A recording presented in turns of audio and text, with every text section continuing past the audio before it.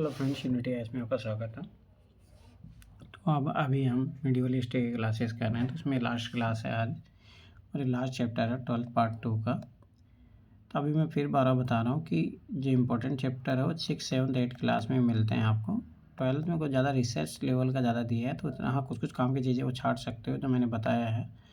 आप क्लासेस देखोगे तो आपको उसमें सब चीज़ें मिल जाएगी। दूसरी बात मैं फिर बारह बता रहा हूँ कि एक PYQ प्रोग्राम जो है स्टार्ट हो रहा है 2026 के लिए 1 जनवरी से। उसमें आपको PT निकालने के लिए बहुत हेल्पफुल रहेगा आप लोगों के लिए। GSC सेट कंप्लीट रहेगा PT के लिए, तो आप वो लोग को ज्वाइन कर सकते हैं। तो लास्ट चैप्टर है शासक और इतिवृत्ति मुगल दरबार लगभग 16वीं और 17वीं शताब्दी। मैं फिर बार बताऊँ, ज़्यादा इंपॉर्टेंट चैप्टर नहीं है। फिर भी अगर देखो, जैसे पिछला चैप्टर था उसमें एक आध क्वेश्चन ही पूछा है, विजयनगर साम्राज्य 4-5 क्वेश्चन पूछे हैं। पर हाँ याद रखना, जब आप सती चंद्रा पढ़ोगे ना, तो मैंने जो चैप्टर जो थीम है वो बताए उनको अच्छे से कर लेना। जो मैं PYQ प्रोग्राम कराऊंगा उसमें यही चीज़ें बताऊंगा कि भाई ये चैप्टर है वो अच्छे से करना। जैसे मैंने अभी लगभग पूरी हिस्ट्री कंप्लीट होने वाली है, बस अब आर्ट एंड कल्चर बचा है। तो इसमें मैं देखा हूँ कि बहुत कम चैप्टर जो है बहुत इंपॉर्टेंट है, जहाँ से यूपीएससी बार बार क्वेश्चन पूछता है। तो वो चीज़ें मैं आपको पढ़ने को दूंगा, उसको रटने के लिए दूंगा। फिर एंशियंट हिस्ट्री में सती चंद्रा मतलब रामचंद्र शर्मा हो गई, सती चंद्र हो गई, विपिन चंद्र, उसमें से कौन से चैप्टर है जो बहुत ज़्यादा इंपॉर्टेंट है, तो वो सारी चीज़ें आपको वहाँ पे मिलेगी। उसके अलावा भी कोई एक्स्ट्रा बुक मुझे जो मिलेगी मार्केट से, उसके बारे में भी आपको उसमें मिलेगा। मुगल साम्राज्य के शासक स्वयं को एक विशाल और विजातीय जनता पर शासन के लिए नियुक्ति मानते थे। हालांकि असलियत में राजनीतिक परिस्थितियाँ इस भव्य दृष्टि को सीमाबद्ध कर देती थी। फिर भी ऐसी दृष्टि सदैव महत्वपूर्ण रही। इस दृष्टि के प्रचार प्रसार का एक तरीका राजवंशी इतिहास लिखना लिखवाना था। मुगल राजाओं ने दरबारी इतिहासकारों के विवरणों के लेखन का कार्य सौंपा। इन विवरणों के बादशाह के समय की घटनाओं का लेखा जोखा दिया गया। इसके अतिरिक्त उनके लेखकों ने शासकों को अपने क्षेत्र के शासन में मदद के लिए उपमहाद्वीप के अन्य क्षेत्रों से ढेरों जानकारियाँ इकट्ठा की है। अंग्रेजी में पढ़ने लिखने वाले आधुनिक इतिहासकारों ने मूल पाठ की शैली को क्रॉनिकल्स इतिवृत्त इतिहास का नाम दिया है। ये इतिवृत्त घटनाओं का अनवरत कालानुक्रमिक विवरण प्रस्तुत करते हैं। मुगलों का इतिहास लिखने के इच्छुक किसी भी विद्वान के लिए इतिवृत्त अपरिहार्य स्रोत है। एक और तो ये इतिवृत्त मुगल राज्य के संस्थानों के बारे में तथ्यात्मक सूचनाओं का खजाना थे, जिन्हें दरबार से घनिष्ठ रूप से जुड़े व्यक्तियों द्वारा काफ़ी मेहनत से एकीकृत में वर्गीकृत किया गया था। दूसरी ओर इन मूल पाठों का उद्देश्य उन आशयों को संप्रेषित करना था जिन्हें मुगल शासक अपने क्षेत्रों में लागू करना चाहते थे। अतः ये त्रुटि हमें इस बात की झलक देते हैं कि कैसे शाही विचारधाराएं रचित तथा प्रचारित की जाती थी। यह अध्याय मुगल साम्राज्य की समृद्ध और लुभावनी आयाम की कार्यप्रणाली पर प्रकाश डालेगा। बाबर का राजवंशी मुकुट स्वतः तैमूर गोवर्धन द्वारा लगभग 1630 में चित्रित किया गया है। हुमायूं की पत्नी नादिरा का राजस्थान के रेगिस्तान को पार करते दिखाना 18वीं शताब्दी चित्रण है। अब देखो यहाँ पे जो महत्वपूर्ण होगा मैं बता दूंगा, ऊपर वाले पैराग्राफ कोई इंपॉर्टेंट नहीं है। मुगल शासक और उनका साम्राज्य। मुगल नाम मंगोल से व्युत्पन्न हुआ है। यद्यपि आज यह नाम साम्राज्य की भव्यता का एहसास कराता, लेकिन राजवंश के शासकों ने स्वयं के लिए नाम नहीं चुना था। उन्होंने अपने तैमूरी कहा क्योंकि पितृपक्ष से वे तुर्की शासक तैमूर के वंशज थे। पहला मुगल शासक बाबर मातृपक्ष से चंगेज खां का संबंधी था। वह तुर्की बोलता था और उसने मंगोलों का उपहास करते हुए उन्होंने बर्बर गिरोह के रूप में उल्लिखित किया है। 16वीं शताब्दी के दौरान यूरोपियों ने परिवार की शाखा के भारतीय शासकों को वर्णन करने के लिए मुगल शब्द का प्रयोग किया है। 16वीं शताब्दी से इस शब्द का निरंतर प्रयोग होता आया है, यहाँ तक कि रडियार्ड किपलिंग की जंगल बुक के युवा नायक मोगली का नाम भी इसी व्युत्पन्न होता है। मुगलों के स्थानीय सरदारों के बीच राजनीतिक मैत्रियों के जरिए तथा विजय के जरिए भारत के विविध क्षेत्रीय राज्यों को मिलाकर साम्राज्य की रचना की गई। साम्राज्य संस्थापक जहीरुद्दीन बाबर को उसके मध्य एशियाई स्वदेश फरगना से प्रतिद्वंदी उज्बेकों ने भगा दिया था। उसने सबसे पहले स्वयं को काबुल में स्थापित किया। फिर 1526 में अपने दल की सदस्यों की आवश्यकता पूरा करने के लिए क्षेत्रों और संसाधनों की खोज में भारतीय उपमहाद्वीप में और आगे की ओर बढ़ा। इसके उत्तराधिकारी नसीरुद्दीन हुमायूं 1553 ने साम्राज्य सीमा में विस्तार किया, किंतु अफगान नेता शेरशाह सूरी से पराजित हो गया, जिसने इसे ईरान के सफावी शासक के दरबार में निवासित होने को बाध्य कर दिया। 1525 हुमायूं ने शुरू को पराजित कर दिया, किंतु एक वर्ष बाद उसकी मृत्यु हो गई। कई लोग जलालुद्दीन अकबर 1556-1605 मुगल बादशाहों में महानता मानते हैं, क्योंकि उसने न केवल अपने साम्राज्य विस्तार ही किया बल्कि उसे अपने समय का विशालतम, दृढ़तम और सबसे समृद्ध राज्य बनाकर भी सुदृढ़ किया। अकबर हिंदुकुश पर्वत तक अपने साम्राज्य की सीमाओं के विस्तार में सफल हो। उसने ईरान के सफावियों, तुरान, मध्य एशिया के उज़्बेकों की विस्तारवादी योजनाओं पर लगाम लगाई। अकबर के बाद जहांगीर 1605-27, जहांगीर 1628-58 और औरंगजेब 1658-77 के रूप में भिन्न भिन्न व्यक्तित्व वाले तीन बहुत योग्य उत्तराधिकारी हुए। इनके अधीन क्षेत्रीय विस्तार जारी रहा, यद्यपि इसकी गति काफ़ी धीमी रही। तीनों शासकों ने शासन के विविध यंत्रों को बनाए रखा और उन्हें सुदृढ़ किया। 16वीं 17वीं शताब्दियों के दौरान शाही संस्थाओं के ढांचे का निर्माण हुआ, जिनके अंतर्गत प्रशासन, कराधान के प्रभावशाली तरीके शामिल थे। मुगल शक्ति का सुस्पष्ट केंद्र दरबार था। यहाँ राजनीतिक संबंध गढ़े जाते थे, साथ ही श्रेणियाँ और हैसियतें परिभाषित की जाती थी। मुगलों द्वारा शुरू की गई राजनीतिक व्यवस्था सैन्य शक्ति और उपमहाद्वीप की भिन्न भिन्न परंपराओं को समायोजित करने की चेतन नीति के संयोजन पर आधारित है। 1707 के बाद औरंगजेब की मृत्यु उपरांत राजवंश की शक्ति घट गई। दिल्ली, आगरा तथा लाहौर जैसे भिन्न भिन्न राजधानी नगरों से नियंत्रित एक विशाल साम्राज्य तंत्र की जगह क्षेत्रीय शक्तियों ने अधिक स्वायत्तता अर्जित कर ली। फिर भी सांकेतिक रूप में ही सही, पर मुगल शासक की प्रतिष्ठा ने अभी भी अपनी आभा नहीं खोई थी। 1857 वंश के अंतिम वंशक बहादुर शाह जफर द्वितीय को अंग्रेजों ने उखाड़ फेंका। इतिवृत्तों की रचना। मुगल बादशाहों द्वारा तैयार किए गए इतिवृत्त साम्राज्य और उसके दरबार का अध्ययन के महत्वपूर्ण स्रोत है। ये इतिवृत्त इस साम्राज्य के अंतर्गत आने वाले सभी लोगों के सामने एक प्रबुद्ध राज्य के दर्शन की प्रयोजना के उद्देश्य से लिखे गए थे। इस तरह इनका उद्देश्य उन लोगों को जिन्होंने मुगल शासन का विरोध किया, यह बताना भी था कि उनके सारे विरोधों का सफल होना नियत है। शासक यह भी सुनिश्चित कर लेना चाहते थे कि भावी पीढ़ियों के लिए उनके शासन का विवरण उपलब्ध रहे। मुगल इतिवृत्तों के लेखक निर्विवाद रूप से दरबारी रहे। उन्होंने जो इतिहास लिखे उनकी केंद्र बिंदु में भी शासक पर केंद्रित घटनाएं, शासक का परिवार, दरबार, अभिजात, युद्ध और प्रशासनिक व्यवस्थाएं थी। अकबर, शाहजहां और आलमगीर। मुगल शासक औरंगजेब की एक पदवी की कहानियों पर आधारित इतिवृत्तों के शीर्षक अकबरनामा, शाहजनामा और आलमगीरनामा ये संकेत करते हैं कि उनके लेखकों की निगाह में साम्राज्य दरबार का इतिहास बादशाह का इतिहास एक ही था। चगताई तुर्क स्वयं को चंगेज खां के सबसे बड़े पुत्र का वंशज मानते थे। थोड़ा तुर्कों से फारसी की ओर। अब देखिए, कोई काम का नहीं है, पीछे विशेष में हो सकता है वनडे एग्जाम में, पर फिर यूपीएससी में नहीं। मुगल दरबारी इतिहास फारसी भाषा में लिखे गए थे। दिल्ली के सुल्तानों के काल में उत्तर भारतीय भाषाओं, विशेषकर हिंदी व इसकी क्षेत्रीय भिन्नताओं के साथ फारसी दरबार और साहित्यिक रचनाओं की भाषा के रूप में खूब पुष्पित पल्लवित हुए, जो कि मुगल चगताई मूल के थे, अतः तुर्की उनकी मातृभाषा थी। इनके पहले शासक बाबर ने कविताएं और अपने स्मरण इसी भाषा में लिखे थे। लिखित शब्द की उड़ान। अबुल फजल के शब्दों में, लिखित शब्द विगत युगों की बुद्धिमत्ता को मूर्त रूप दे सकता है और इस तरह वह बौद्धिक प्रगति का साधन बन सकता है। उच्चारित शब्द उनके दिलो दिमाग में जाता है और जो उसे सुनने के लिए उपेक्षित होता है। लिखित शब्द न केवल पास रहने वाले लोगों को बल्कि दूर स्थित लोगों को भी समझदारी सिखाता है। अगर लिखित शब्द ना हो तो उच्चारित शब्द तो बहुत जल्दी ही मर जाएगा और हमारे पास उन लोगों की कोई निशानी नहीं रह जाएंगी जो दिवंगत हो चुके हैं। सामान्य समझ के लोग तो अक्षरों की गहरी आकृति से मात्र मानते हैं और गहराई से देखने वाले लोगों को इनमें प्रज्ञादीप, चिराग ए सीनाशाही नजर आता है। अपने में हजारों किरणों को लिए होने के बावजूद लिखित शब्द काला दिखता है।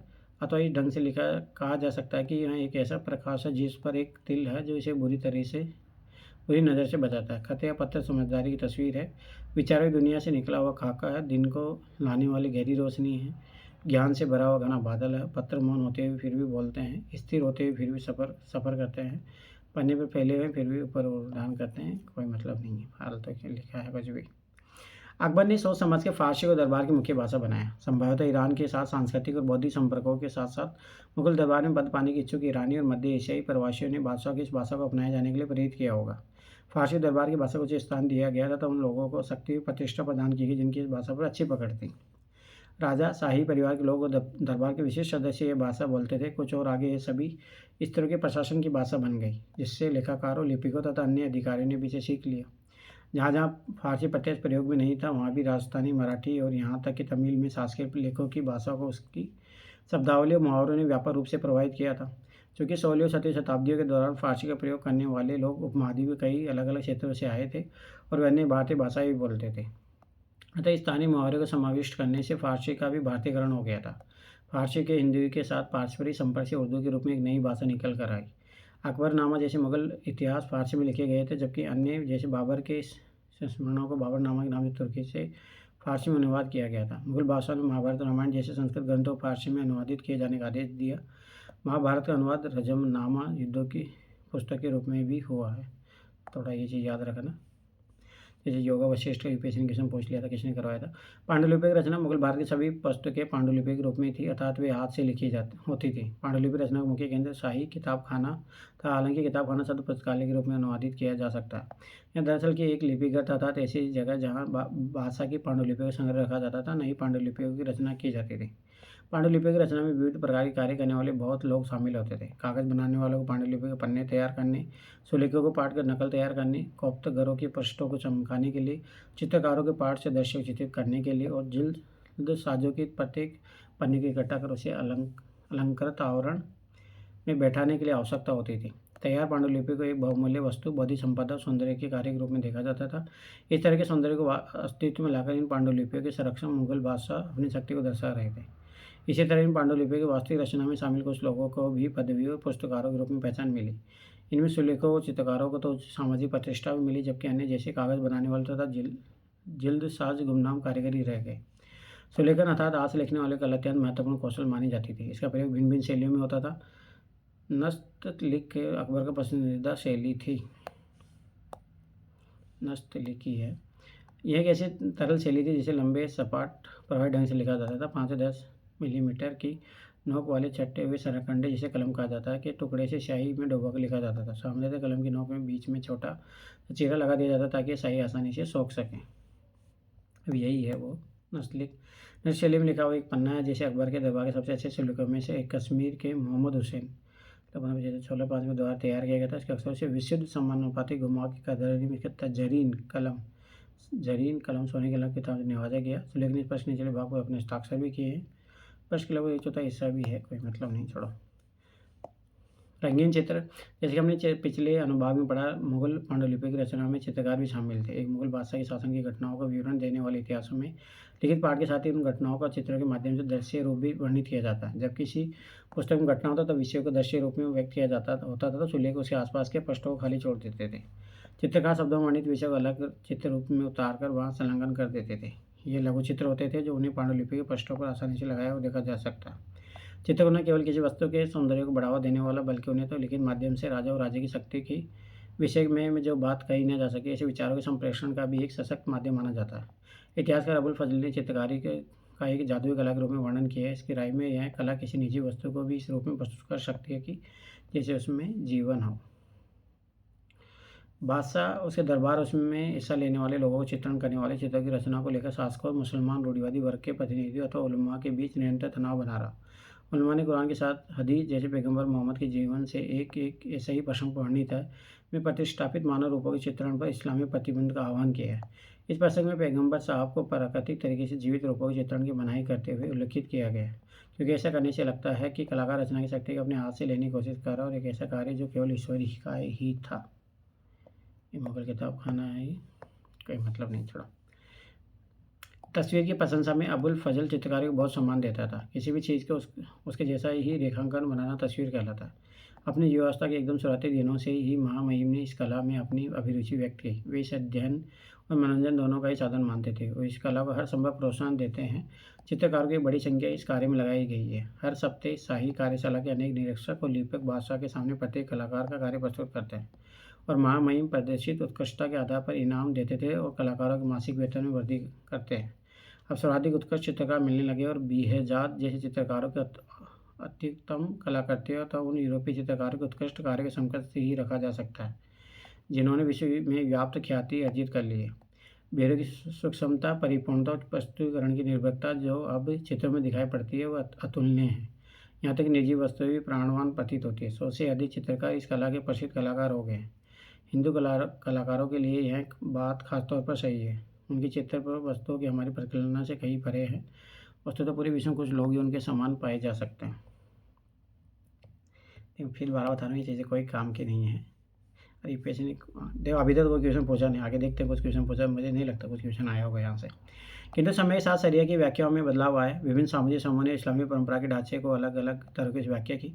प्राय प्रत्येक समय ने इस परंपरा की ऐसी व्याख्या प्रतिपादित की जो उनकी राजनीतिक आवश्यकताओं को सबसे ज़्यादा मेल खाती थी। ये अब देखो यहाँ पता लगता है, देखो धर्म को राजनीति के अनुसार मोल्ड कर दिया गया। जिस शताब्दी के दौरान साम्राज्य निर्माण हो रहा था, उस समय कई एशियाई क्षेत्रों के शासकों ने नियमित रूप से कलाकारों, उनके चित्र तथा उनके राज्य जीवन के दृश्य चित्रित करने के लिए नियुक्त किया। उदाहरण के लिए ईरान के सफावी राजाओं ने दरबार में स्थापित कार्यशालाओं में प्रशिक्षित उत्कृष्ट कलाकारों को संरक्षण प्रदान किया। बेहजाद जैसे चित्रकारों के नाम ने सफावी दरबार की सांस्कृतिक प्रसिद्धि की और चारों ओर फैलाने में बहुत योगदान दिया। ईरान से भी कलाकार मुगलकालीन भारत में आने में सफल हुए। कुछ को मुगल दरबार में लाया गया, जैसे मीर सैयद अली अब्दुस समद को बधाई हुमायूं को दिल्ली के तक साथ देने के लिए कहा गया। अन्य संरक्षण और प्रतिष्ठा के अवसरों की तलाश में प्रवास किया। बादशाह और रूढ़िवादी मुसलमान विचारधारा के प्रवक्ताओं के बीच जीवधारियों के दृश्य निरूपण मुगल दरबार में बहुत तनाव बना हुआ था। अकबर का दरबारी इतिहासकार अबुल फजल बादशाह को यह कहते हुए उद्धत करता है कि कई लोग ऐसे हैं जो चित्रकला से घृणा करते हैं, पर मैं ऐसे व्यक्तियों को नापसंद करता हूँ। मुझे ऐसा लगता है कलाकार के पास खुद को पहचानने का बेजोड़ तरीका, क्योंकि कहीं ना कहीं उसे यह महसूस होता है कि खुदा की रचना को वह जीवन नहीं दे सकता। अकबरनामा और बादशाहनामा महत्वपूर्ण चित्रित मुगल इतिहास में सर्वाधिक ज्ञात अकबरनामा और बादशाहनामा राजा का इतिहास है। प्रत्येक पांडुलिपि में औसतन 150 पूरे अथवा दोहरे पृष्ठों पर लड़ाई, घेराबंदी, शिकार, इमारत निर्माण, दरबारी दृश्य आदि चित्रित है। अकबरनामा के लेखक अबुल फजल का पालन पोषण मुगली राजधानी आगरा में हुआ। वह अरबी, फारसी, यूनानी दर्शन और सूफीवाद में पर्याप्त निपुण था। इससे अधिक एक प्रभावशाली विवादी तथा स्वतंत्र चिंतक था, जिसने लगातार दक्कनियासी उलमा के विचारों का विरोध किया। इन गुणों से अकबर बहुत प्रभावित हुआ। उसने अबुल फजल को अपने सलाहकार और अपनी नीतियों के प्रवक्ता के रूप में बहुत उपयुक्त पाया। बादशाह का एक मुख्य उद्देश्य राज्य को धार्मिक रूढ़िवादियों के नियंत्रण से मुक्त करना था। दरबारी इतिहासकार के रूप में अबुल फजल ने अकबर के शासन से जुड़े विचारों को न केवल आकार दिया, बल्कि उनको स्पष्ट रूप से व्यक्त भी किया। 1509 में शुरू हुई अबुल फजल ने अकबरनामा पर 13 वर्षों तक कार्य किया। इस दौरान कई बार उसने प्रारूप में सुधार किए। यह इतिहास की घटनाओं के वास्तविक विवरण, वाकई, शासकीय दस्तावेजों तथा जानकार व्यक्तियों के मौखिक प्रमाण जैसे विभिन्न प्रकार के साक्ष्यों पर आधारित है। ऐतिहासिक विवरण समयानुसार विकास की रूपरेखा प्रस्तुत करता है, जबकि एकालिक विवरण एक खास समय की स्थिति का वर्णन करता है। कोई मतलब नहीं है। बादशाहनामा सफर मुगलों के अधीन बहुमूल्य पांडुलिपियों की भेंट एक स्थापित राजनीति की प्रथा थी। इसी का अनुसरण करते हुए अवध नवाब ने 1799 में जॉर्ज तृतीय को सचित्र बादशाहनामा भेंट में दिया। तभी से विंडसर कौशल के अंग्रेजी शाही संग्रह में सुरक्षित है। 1994 में वे संरक्षण कार्य में बंदी हुई पांडुलिपि अलग अलग करना आवश्यक हो गया। इसी वजह से चित्र प्रदर्शित करना संभव हुआ और 1997 में पहली बार बादशाहनामा के चित्र नई दिल्ली, लंदन, वाशिंगटन भेजे गए। कोई मतलब नहीं, छोड़ो। हाँ, अकबरनामा को 3 जिल्दों में विभाजित किया गया, जिनमें से प्रथम 2 इतिहास है। तीसरा जिल्द आईनी अकबरी है। पहली जिल्द में आदम से लेकर अकबर के जीवन की एक खगोलीय कालचक्र 30 वर्षों को मानव जाति का इतिहास है। दूसरी जिल्द अकबर के 46वें शासन वर्ष 1601 पर खत्म होती है। अगले ही वर्ष अबुल फजल राजकुमार सलीम द्वारा तैयार किए गए षड्यंत्र का शिकार हुआ और सलीम के सहअपराधी वीर सिंह बुंदेला द्वारा उसकी हत्या कर दी गई।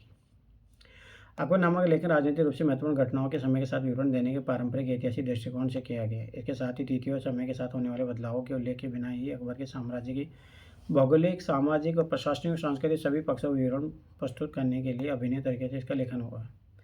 आईने अकबरी में मुगल साम्राज्य के हिंदुओं, जैन, बौद्धों, मुसलमानों को भिन्न भिन्न आबादी वाले तथा एक मिश्रित संस्कृति वाले साम्राज्य के रूप में प्रस्तुत किया गया है। अबुल फजल की भाषा बहुत अलंकृत थी, चूँकि इस भाषा के पाठों को ऊँची आवाज़ में पढ़ा जाता था, अतः इस भाषा में लय तथा कथन शैली का बहुत महत्व दिया जाता था। इस फारसी शैली का दरबार में संरक्षण मिला। अबुल फजल के शिष्य बहाउद अब्दुल हमीद लाहौरी बादशाहनामा के लेखक के रूप में जाना जाता है। उसकी योग्यता के बारे में सुनकर बादशाह शाहजहां ने उसे अकबरनामा के नमूने पर अपने शासन का इतिहास लिखने के लिए नियुक्त किया। बादशाहनामा भी सरकारी इतिहास है। इसके 3 जिल्दें दफ्तर है और प्रत्येक जिल्द 10 चंद्र वर्षों का ब्यौरा देती है। लाहौरी ने बादशाह के शासन 1627-46 के पहले 2 दशकों का पहला और दूसरा दफ्तर लिखा है। इन जिल्दों में बाद में शाहजहां के वजीर सादउल्लाह खान ने सुधार किया है। बुढ़ापे की असक्तों की वजह से लाहौरी 3 दशक के बारे में न लिख सका, जिसके बाद में इतिहासकार वारिस ने लिखा। अपने काल के दौरान अंग्रेजी प्रशासकों ने अपने साम्राज्य के लोगों और संस्कृति, जिन पर लंबा शासन करना चाहते हो, को बेहतर ढंग से समझने के लिए भारतीय इतिहास का अध्ययन किया तथा उपमहाद्वीप के बारे में ज्ञान का अभिलेखागार स्थापित करना शुरू किया। 1784 में सर विलियम जोन्स द्वारा स्थापित एशियाटिक सोसाइटी ऑफ बंगाल ने कई भारतीय पांडुलिपियों के संपादन, प्रकाशन और अनुवाद का जिम्मा अपने ऊपर लिया। ये थोड़ा याद रखना। एशियाटिक सोसाइटी ऑफ बंगाल किसने स्थापना की थी? सर विलियम जोन्स ने की थी। कब? 1784 में। ये पूछा है वो अभी क्वेश्चन है। पर मैं फिर बताएंगे मॉडर्न हिस्ट्री का, तो ऐसा मत समझो यहाँ से पूछा है मॉडर्न हिस्ट्री का। आपको तो मॉडर्न हिस्ट्री पढ़ोगे उसमें मिल जाएगा। अकबरनामा बादशाहनामा के संपादित पाठांतर सबसे पहले एशियाटिक सोसाइटी द्वारा 19वीं शताब्दी में प्रकाशित किए गए। वर्षों की कड़ी मेहनत के बाद 20वीं शताब्दी के आरंभ में हेनरी बेवेरिज द्वारा अकबरनामा का अंग्रेजी अनुवाद किया गया। भाषानामा केवल ही कुछ ही अंशों तक अभी तक अंग्रेजी में अनुवाद हुआ। इसका मूल पाठ अपने संपूर्ण रूप में आज भी अनुवाद किए जाने की प्रतीक्षा में है। प्रकाश के विचार का संप्रेषण। सौहार्दवादी दर्शन के मूल में प्लेटो की रिपब्लिक, जहाँ ईश्वर को सूर्य के प्रतीक द्वारा निरूपित किया गया। सोहरावर्दी की रचनाओं को इस्लामी दुनिया में व्यापक रूप से पढ़ा जाता था। शेख मुबारक ने इसका अध्ययन किया था और इसके बारे में उसने अपने पुत्रों फैजी और अबुल फजल को बताया था, जो उसके संरक्षण में प्रशिक्षित हुए थे। आदर्श राज्य एक दैवीय प्रकाश। दरबारी इतिहासकार ने कई साक्ष्यों का हवाला देते हुए दिखाया है कि मुगल राजाओं को सीधे ईश्वर से शक्ति मिली थी। जैसे होता ना भी, जैसे मोदी को भगवान बनाने का प्रयास किया जा रहा है। देखो मैं फिर बताऊँ ना, ऐसा नहीं कि अभी हर शासनकाल में ऐसा होता है। जब कोई थोड़ा किस्मेटिक पावर दिखने लग जाती है, अरे ये तो भगवान का अवतार है। उनके द्वारा वर्णित दंत कथाओं में से एक मंगोल रानी अलान कुआ की कहानी है, जो अपने शिविर में आराम करते समय सूर्य की किरण द्वारा गर्भवती हुई थी। उसके द्वारा जन्म लेने वाली संतान पर दैवीय प्रकाश का प्रभाव था। इस प्रकार पीढ़ी दर पीढ़ी प्रकाश हस्तांतरित होता रहा। ईश्वर फरे आज़ादी से निश्चित प्रकाश से ग्रहण करने वाली चीज़ों के पदानुक्रम में मुगल राजत्व का अबुल फजल ने सबसे ऊंचे स्थान पर रखा। इस विषय में प्रसिद्ध ईरानी सूफी शिहाबुद्दीन सोहरावर्दी गैस ग्रहण मत के विचार से प्रभावित था, इसलिए इसने सर्वप्रथम इस विचार का प्रस्तुत किया था। इस विचार के अनुसार पदानुक्रम के तहत यह देवी प्रकाश राजा में संप्रेषित होता था, जिसके बाद राजा अपनी प्रजा के लिए आध्यात्मिक मार्गदर्शन का स्रोत बन जाता था। इतिवर्तक विवरणों के साथ देने वाले चित्रों ने इन विचारों को इस तरीके से संप्रेषित किया कि उन्होंने देखने वालों के मन मस्तिष्क पर स्थायी प्रभाव डाला। 7वीं शताब्दी से मुगल कलाकारों ने बादशाहों को प्रभाव मंडल के साथ चित्रित करना शुरू किया। इसी के प्रकाश के प्रतिरूप इन प्रभाव मंडलों को उन्होंने ईसा और वर्जिन मेरी के यूरोपीय चित्रों से देखा था। अबुल हसन द्वारा बनाई गई इस चित्र में जहांगीर को देदीप्यमान कपड़ों और आभूषणों से पिता अकबर के साथ चित्रों को हाथ में लिए गए दिखाया गया है। अकबरी पोशाक सफ़ेद है। सफ़ेद रंग की सूफी परंपरा में प्रबुद्ध जीव से जोड़ा गया है और वह एक गोलक अर्पित कर रहा है, जो राजकीय वंश सत्ता का प्रतीक है। मुगल साम्राज्य ऐसा कोई कानून नहीं था निर्धारित करके बादशाह पुत्र में कौन सा पुत्र सिंहासन का उत्तराधिकारी होगा। इसका परिणाम यह होगा कि प्रत्येक राजवंशीय परिवर्तन का निर्णायक बात तो घातक युद्ध से होने लगा। अकबर के शासन के अंतिम भाग में शहजादे सलीम ने अपने पिता के खिलाफ विद्रोह कर दिया, लेकिन बाद में उसे माफ कर दिया गया। सुलेह कुल एकीकरण के स्रोत। अब ये यूपीएससी ने पूछा इस टाइप की चीज़ें। मुगलोत्तर इतियोपीय साम्राज्य हिंदू, जैन, जरतुशी, मुसलमानों जैसे अनेक भिन्न भिन्न जातियों धार्मिक समुदायों को समाविष्ट किए हुए साम्राज्य के रूप में प्रस्तुत करते हैं। सभी तरह की शांति और स्थायित्व के स्रोत रूप में बादशाह सभी धार्मिक और नरजातीय समूहों से ऊपर होता था। इनके बीच मध्यस्थता करता था तथा यह सुनिश्चित करता था कि न्याय और शांति बनी रहे। अबुल फजल सुलेह कुल उन शांति के आदर्शों को प्रबुद्ध शासन की आदर्शशिला बताता है। सुलेह कुल में ये तो सभी धर्मों और मतों की अभिव्यक्ति की स्वतंत्रता थी, किंतु उसे एक शर्त थी कि वे राज्य सत्ता को क्षति नहीं पहुँचाएंगे अथवा आपस में नहीं लड़ेंगे। सुलेह कुल का आदर्श राज्य नीतियों के जरिए लागू किया गया। मुगलों के अधीन अभिजात वर्ग मिश्रित किस्म का था, तो उसमें ईरानी, तुरानी, अफगानी, राजपूत, दक्कनी सभी शामिल थे।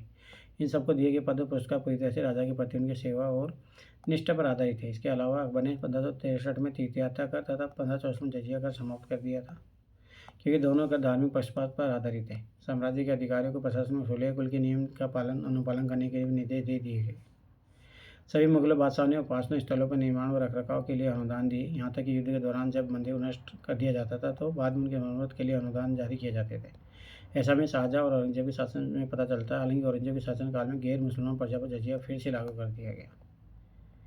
सामाजिक अनुबंधन के रूप में न्यायपूर्ण प्रभु सत्ता। अबुल फजल ने प्रभु सत्ता को एक सामाजिक अनुबंध के रूप में परिभाषित किया। वह कहता है कि बादशाह अपनी प्रजा की 4 सत्ताओं की रक्षा करता है: जीवन, धन, सम्मान और विश्वास, और इसके बदले में वह आज्ञा पालन तथा संसाधनों में हिस्से की मांग करता है। केवल न्यायपूर्ण संप्रभु शक्ति देवी मार्गदर्शन के साथ ही संबंधन को सम्मान कर पाते हैं। भाषा नाम से दृश्य है कलाकार प्रयाग द्वारा 1440 में चित्रित। इस चित्र में जहांगीर शहजादे खुर्रम को पगड़ी में लगाई जाने वाली मणि दे रहा है।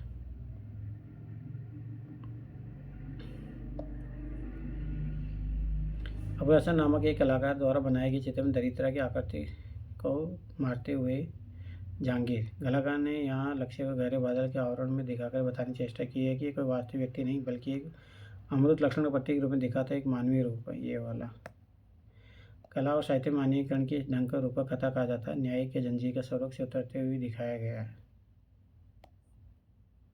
जहांगीर ने अपने संस्मरण में न्याय की जंजीर को इस प्रकार वर्णित किया है: राज्यारोहण के बाद मैंने जो पहला आदेश दिया वह न्याय की जंजीर को लगाने का था, ताकि न्याय के प्रशासन में संलग्न लोगों से यदि देर हो जाए तो अथवा न्याय चाहने वाले लोगों के विषय में मिथ्याचार का व्यवहार करे तो पीड़ित व्यक्ति इस जंजीर के पास आ सके, इसे हिला सके और उसकी ओर ध्यान आकर्षित हो सके। इस जंजीर के शुद्ध सोने से बनाया गया है। ये तीस लंबी थी और इसमें 60 घंटियाँ लगी हुई थी। न्याय के विचार को दृश्य में रूप में निरूपण हेतु अनेक प्रतीकों की रचना की गई। न्याय के विचार को मुगल राज्य तंत्र में सर्वोत्तम सद्गुण माना गया। कलाकार द्वारा प्रयुक्त सर्वाधिक पसंदीदा प्रतीकों में से एक था एक दूसरे के साथ चिपटकर शांतिपूर्वक बैठे हुए शेर और बकरी या फिर गाय। इसका उद्देश्य राज्य को एक ऐसे क्षेत्र रूप में दिखाना था जहाँ दुर्बल तथा सबल सभी परस्पर सद्भाव से रह सकते हैं। सचित्र बादशाह नामक दरबारी दृश्य में से प्रतीक अंकन बादशाह के सिंहासन के ठीक नीचे अगले आले में हुआ है। बुलंद दरवाजा फतेहपुर सीकर में याद रखना है। राजधानी और दरबार। राजधानी नगर मुगल साम्राज्य का हृदय स्थल उनकी राजधानी नगर था, जहाँ दरबार लगता था। 16वीं शताब्दी के दौरान मुगलों की राजधानी बड़ी तेजी से स्थानांतरित होने लगी। हालांकि बाबर ने लोदियों की राजधानी आगरा पर अधिकार कर लिया था। शताब्दी के शासन के 4 वर्षों के दौरान राजसी दरबार भिन्न भिन्न स्थान पर लगाए जाते रहे। 1560 के दशक में अकबर ने आगरा किले का निर्माण करवाया।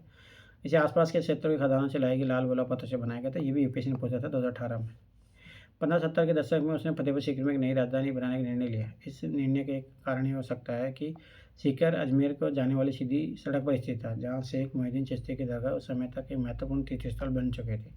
मुगल बादशाह के चिश्ती सिलसिले के सिपाहियों के साथ घनिष्ठ संबंध बने। अकबर ने सीकरी में जुम्मा मस्जिद के बगल में ही शेख सलीम चिश्ती के लिए सफ़ेद संगमरमर का एक मकबरा बनाने का आदेश दिया। विशाल मेहराबदारी प्रवेश द्वार बुलंद दरवाजे के निर्माण का उद्देश्य वहाँ आने वाले लोगों को गुजरात में मुगल विजय की याद दिलाना था। 1585 में उत्तर पश्चिम को और अधिक नियंत्रण में लाने के लिए 85 में राजधानी को लाहौर स्थानांतरित कर दिया गया। इस तरह 13 वर्षों तक अकबर ने सीमा पर गहरी चौकसी बनाए रखी। शाहजहां ने विवेकपूर्ण राजकोषीय नीति को आगे बढ़ाया तथा इमारत निर्माण के अपने शौक को पूरा करने के लिए पर्याप्त धन इकट्ठा कर लिया।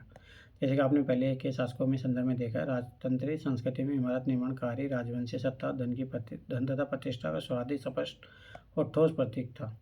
मुसलमानों शासकों संदर्भ में इसे धर्मनिष्ठा के कार्य रूप में भी देखा जाता था। 1648 में दरबार सेना राजसी खानदान आगरा से नई निर्मित शाही राजधानी शाहजहानाबाद चली गई। दिल्ली के प्राचीन रिहायशी नगर में शाहजहानाबाद एक नई और शाही आबादी थी। यहाँ लाल किला, जामा मस्जिद, चांदनी चौक के बाजार की वृक्ष थी और अभिजातपुरा के बड़े बड़े घर थे। शाहजहाँ के नया शहर विशाल एवं भव्य राजतंत्र की ज़्यादा औपचारिक कल्पना को व्यक्त करता है।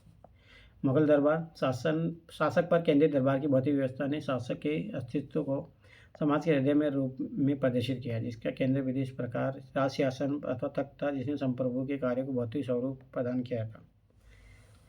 इसे ऐसे के स्तंभ के रूप में देखा जाता था जिस पर धरती टिकी हुई थी। 6 शताब्दी से भारत में राज्य तंत्र का प्रतीक रही छतरी शासक की क्रांति का सूर्य कांति से पृथक करने वाली मानी जाती है।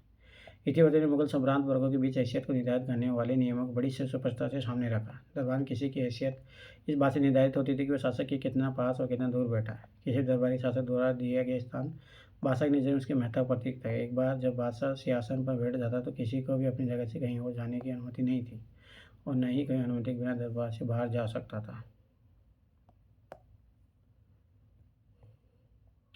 कौनिस औपचारिक अभिवादन का एक ऐसा तरीका था जिसमें दरबारी दाएं हाथ की तलहटी को लाट पर रखकर आगे की ओर सिर झुकाते थे। यह इस बात का प्रतीक था कि कौनिस करने वाला व्यक्ति अपने इंद्रिय और मन के स्थल को हाथ लगाते हुए झुककर विनम्रता के साथ शाही दरबार में अपने आप को प्रस्तुत कर रहा है। दरबार एक बारी अबुल फजल अकबर के दरबार का बड़ा सजीव विवरण देते हुए कहता है, जब भी महामहिम अकबर दरबार लगाते तो एक विशाल ढोल पीटा जाता और साथ अल्लाह का गुणगान होता था। इस तरह सभी वर्गों के लोगों को सूचना मिल जाती थी। महामहिम के पुत्र पौत्र दरबारी और सभी जिन्हें दरबार में प्रवेश की अनुमति थी हाजिर होते थे और कर्निश पर कर अपने स्थान पर खड़े रहते थे। ख्याति प्राप्त विद्वजन तथा विशिष्ट कौशलों में निपुण व्यक्ति आदर व्यक्त करते थे। न्याय अधिकार अपनी रिपोर्ट प्रस्तुत करते थे। महामहिम अपने सामान्य अंतर्दृष्टि के आधार पर आदेश देते थे और सभी मामलों में संतोषजनक ढंग से निपटाते हैं। इस पूरे समय के दौरान विभिन्न देशों से आए तलवारियों व पहलवान अपने आप को तैयार रखते थे और महिला तथा पुरुष गायक अपनी बारीक प्रतिष्ठा में रहते थे। चतुर बाजीगर मजाकिया कलाबाज जो अपने कौशल और दक्षता का प्रदर्शन करने का उत्सुक है, मतलब ऐसे लोग भी रहते थे। अभिवादन का 4 तस्लीम तरीका दाएं हाथ को जमीन पर रखने से शुरू होता था। इसमें तलहटी ऊपर की ओर होती थी और इसके बाद हाथ को धीरे धीरे उठाते हुए व्यक्ति खड़ा होता था और तलहटी को सिर के ऊपर रखता था। ऐसा तस्लीम 4 बार की जाती थी। तस्लीम का शाब्दिक अर्थ आत्मनिवेदन। दरबारी समाज में सामाजिक नियंत्रण का व्यवहार दरबार में मान्य, संबोधन, शिष्टाचार तथा बोलने के ध्यानपूर्वक निर्धारित किए गए नियमों द्वारा होता था। शिष्टाचार का जरा से उल्लंघन होने पर ध्यान दिया जाता था और उस व्यक्ति को तुरंत ही दंडित किया जाता था। शासक किए गए अभिवादन के तरीके से पदानुक्रम में उस व्यक्ति की हैसियत का पता चलता था। जैसे कि जिस व्यक्ति के सामने ज़्यादा झुककर अभिवादन किया जाता था उस व्यक्ति की हैसियत ज़्यादा ऊँची मानी जाती थी। आत्मनिवेदन का उच्चतम रूप सीजदा या दंडोत लेटना था। शाहजहाँ के शासनकाल में इन तरीकों के स्थान पर चाह तस्लीम अर्थात जम्बो बेसी जमीन चूसने के तरीके अपनाए गए। मुगल दरबार में राजनीतिक दूतों संबंधी नयाचारों में भी ऐसी ही स्पष्टता थी।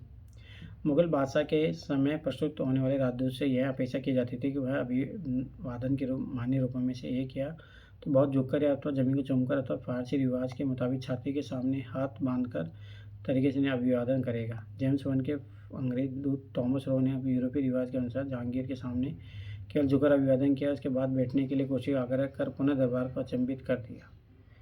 बादशाह अपने दिन की शुरुआत सूर्योदय के समय कुछ व्यक्तिगत धार्मिक प्रार्थनाओं से करता था और उसके बाद वह पूर्वी की ओर मुख किए गए छोटे छज्जे अर्थात झरोखे में आता था।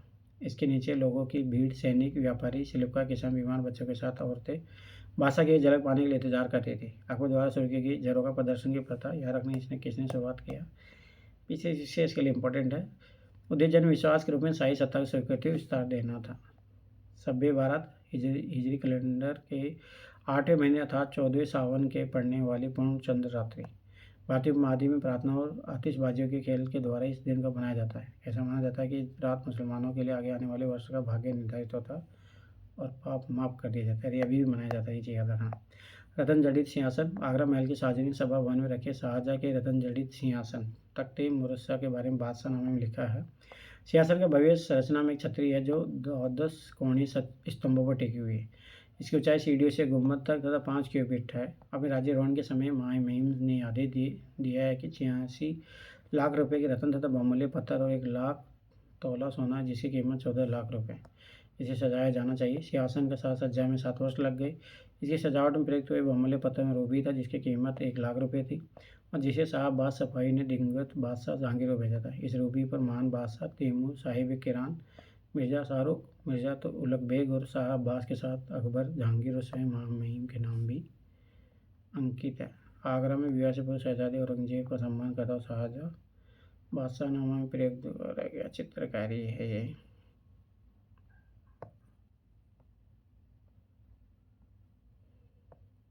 जसनी वजन अल्लाह तल्लम सुमार शहजादे खुर्रम को अब बहुमूल्य धातों से तोला जाना जहांगीरी संस्करणों में। और आज भी देखिए इस टाइप की प्रसा होती है जब लोग चुनाव लड़ते हैं। झरोखे में 1 घंटा बिताने के बाद बादशाह अपनी सरकार के प्राथमिक कार्य के संचालन हेतु सार्वजनिक सभा भवन दीवानी आम में आता था और राज्य के अधिकारी रिपोर्ट प्रस्तुत करते थे तथा निवेदन करते थे। 2 घंटे बाद बादशाह दीवानी खास में निजी सभाएं और गोपनीय मुद्दों पर चर्चा करता था। राज्य वरिष्ठ मंत्री उसके सामने अपनी याचिका प्रस्तुत करते थे और कर अधिकारी हिसाब का ब्यौरा देते थे। कभी कभी बादशाह उच्च प्रतिष्ठित कलाकारों के कार्यों अथवा वास्तुकारों मीमार के द्वारा बनाई गई इमारतों के नक्शों को भी देखता था। सिंहासनारोहण की वर्षगांठ, ईदी, शब बारात तथा होली जैसे कुछ विशिष्ट अवसर पर दरबार का माहौल जीवंत हो उठता था। सजे हुए डिब्बों में रखी सुगंधित मोमबत्ती और महल की दीवारों पर लटक रहे रंग बिरंगे बंधनवार आने वाले आश्चर्यजनक प्रभाव छोड़ते थे। मुगल शासक 3 मुख्य त्यौहार मनाया करते थे। सूर्यवर्ष और चंद्रवर्ष के शासक के अनुसार शासक का जन्मदिन और वसंतागमन पर फारसी नववर्ष। शाही परिवार में विवाह का आयोजन काफ़ी खर्चीला होता था। अभी देखो ऐसे होली मनाया जाए, दारो सिखों का विवाह। 1633 दारो सिखा का नादिरा राजकुमार परवेज की पुत्री के विवाह की व्यवस्था राजकुमारी जहां आरा और दिवंगत महारानी मुमताज महल की प्रमुख नौकरानी सती उन निसा खुनम द्वारा की गई। शादी के उपहारों प्रदर्शन की व्यवस्था दीवाने आम में की गई। बादशाह तथा हरम की स्त्रियां दोपहर में उसे देखने के लिए आई थी तथा शाम के समय अभिजात यहाँ आई। दुल्हन की माँ ने भी इसी तरह उस विशाल कक्ष में उपहारों सजाया था। शाहजहाँ इन्हें देखने के लिए वहाँ गया। हिना बंदी, मेहंदी लगाना रस्म दीवानी खास में अदा की गई। दरबार में उपस्थित व्यक्तियों के बीच पान मेवे बांटे गए। विवाह पर कुल 32 लाख रुपये खर्च हुए थे जिसमें 6 लाख रुपये शाही खजाने से, 16 लाख रुपये जहां आरा मुमताज महल द्वारा आरंभ में अलग से रखे गए रुपये को मिलाते हुए और शेष दुल्हन की माँ द्वारा किए गए थे। बादशाहनामा से लिए गए इन चित्रों से इस अवसर पर जुड़ी कुछ गतिविधियों को भी दिखाया गया है। नौरोज जन्मदिन पर शासक को विभिन्न वस्तुओं से तोला जाता था, बाद में ये वस्तुएं दान में बांटी दी जाती थी। पदवियाँ, उपहार और भेंट। राज्याभिषेक के समय अथवा किसी शत्रु पर विजय के बाद मुगल बादशाह विशाल पदवियाँ ग्रहण करते थे। उद्घोषकों नकीब द्वारा जब इन गुंजायमान और लयबद्ध पदवियों की घोषणा की जाती थी तो सभा में विस्मय का माहौल बना देती थी और मुगल सिक्कों पर राजसी नयाचार के साथ शासनरत बादशाह की पूरी पदवी होती थी। ये देखो कोई काम का नहीं, मैं फिर बार बार बता रहा। टिब्बा तो पगड़ी पे रखा जाता था इसका। योग्य व्यक्तियों और पदवियाँ देना मुगल राजतंत्र का महत्वपूर्ण पक्ष था। दरबारी बदनागरों में किसी व्यक्ति की उन्नति की उसके द्वारा धारण की जाने वाली पदवियों से जाना जा सकता था। उच्चतम मंत्री में से एक को दी जाने वाली आसफ खां की पदवी का उद्भव पैगंबर शासक सुलेमान के कल्पित मंत्री से हुआ था। औरंगजेब ने अपने दो उच्च पदस्थ अभिजातों जयसिंह और जसवंत सिंह को मिर्जा राजा की पदवी प्रदान की। पदवियाँ या तो अर्जित की जा सकती थी या तो उन्हें पाने के लिए पैसे दिए जा सकते थे। मीर खान ने अपने नाम में अलिफ अर्थात एक अक्षर लगाकर उसे अमीर खान करने के लिए औरंगजेब को 1,00,000 रुपये देने का प्रस्ताव किया। देखो अमीर खान नाम का मतलब समझो पद था। अन्य पुरस्कारों में सम्मान का जामा किल्लत भी शामिल था, जिसे पहले कभी न कभी बादशाह द्वारा पहनाया गया होता था। इसलिए समझा जाता था कि बादशाह के आशीर्वाद का प्रतीक है। सरप्पा सर से पांव तक के एक अन्य उपहार था। इस उपहार से 3 हिस्से हुआ करते थे, जामा, पगड़ी और पटका। बादशाह द्वारा अक्सर रत्न जड़ित आभूषण भी उपहार के रूप में दिए जाते थे। बहुत खास परिस्थिति में बादशाह कमल की मंजरियों वाला रत्न जड़ित गहनों का सेट, पद्मा, मुरस्सा भी उपहार में प्रदान करता था। एक दरबारी बादशाह के कभी कभी खाली हाथ नहीं जाता था, वह या तो नजर के रूप में न थोड़ा धन पेश या पेशकश के रूप में मोटी रकम बादशाह को पेश करता था। राजनयिक संबंधों में उपहार को सम्मान और आदर का प्रतीक माना जाता था। राजदूत प्रतिद्वंदी राजनीतिक शक्तियों के बीच संधि और संबंधों के जरिए समझौता करवाने के महत्वपूर्ण कार्य संपादन भी करते थे। ऐसी परिस्थितियों में उपहार को महत्वपूर्ण प्रतीकात्मक भूमिका होती थी। थॉमस रोक इस बात से बहुत निराश हुई थी कि उसने आसफ खां को जो अंगूठी भेंट की थी वह उसे केवल इसलिए वापस कर दी गई कि क्योंकि वह कोई मात्र 400 रुपये मूल्य की थी। बस भाई बजा कर करोड़ों रुपये का लेन देन हो रहा है तो वहाँ पे 400 रुपये लेके जाओगे। शाही परिवार। हरम शब्द का प्रयोग मुगल लोग की घरेलू दुनिया की ओर संकेत करने के लिए होता है। यह शब्द फारसी से निकला जिसका तात्पर्य पवित्र स्थान। मुगल परिवार में बादशाह की पत्नियाँ और उपपत्नियाँ, उसके नज़दीकी और दूर के रिश्तेदार, माता, सौतेली व माताएँ, बहन, पत्री, बहू, चाची, मौसी, बच्चे आदि महिलाएं परिचारिकाएँ तथा गुलाम होते थे। बहुविवाह प्रथा भारतीय उपमहाद्वीप विशेषकर शासक वर्गों में व्यापक रूप से प्रचलित थी। राजपूत कुलों व मुगलों दोनों के लिए विवाह राजनीतिक संबंध बनाने, मैत्री संबंध स्थापित करने के तरीका थे। विवाह में पुत्री को भेंट स्वरूप दिए जाने के साथ प्राय एक क्षेत्र भी उपहार में दे दिया जाता था। इससे विभिन्न शासक वर्गों के बीच पदानुक्रम संबंधों का निरंतरता सुनिश्चित हो जाती थी।